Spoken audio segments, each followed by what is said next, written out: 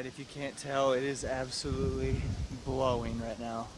This is probably one of the windiest days of the year so far, at least for the season. But from 6 to 7, right before it gets dark, it's supposed to drop. The wind is supposed to go down, so hopefully that gets them on the feet, gets them out here in the beans, and I can get a shot. Stay with me. This will be it'll be breezy.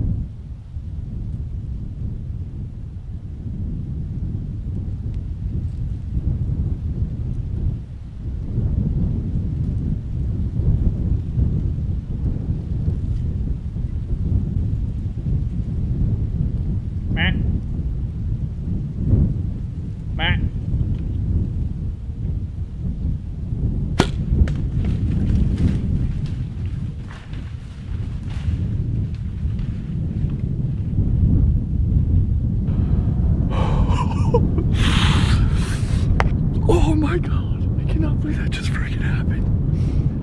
I've been sitting here freezing my butt off. So cold, so cold. Wind is biting right through me. And I've been watching this doe at like 300 yards, and all of a sudden the doe ran out about 52 yards away. Big buck right on her tail. And they came in, and she dodged back in the timber here. And he came in at 35 yards, and I think I just, oh.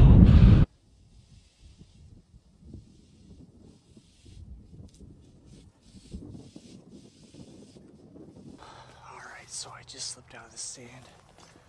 Just kind of following along the trail. Where I watched him run, I just found my arrow. Go quiet. Oh yeah.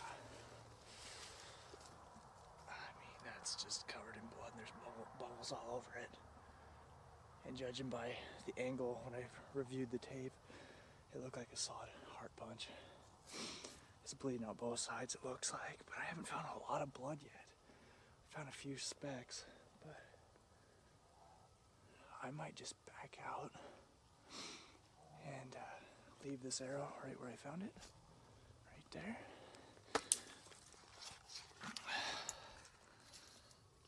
And come back in a little bit and recover this deer.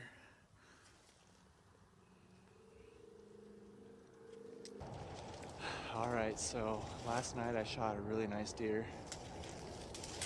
Found the arrow, really good blood, at least 10 inches of penetration that I could see. Bubbles in the blood, but only found a few specks of blood on a tree as he ran past it. Did kind of a body search after that. I mean, we left him for 2 or 3 hours. And I decided to back out, probably the smartest idea. That way we're not covering up sign. I'm going in now and just saw a really nice buck out here with the doe, so that's good to see. One for next year. All right, so an update. I hiked all of this junk. Found one of the biggest 3-point sheds I've ever seen. But I hiked through all this nasty rose bush and thick stuff. I couldn't find blood anywhere, so I was literally body searching.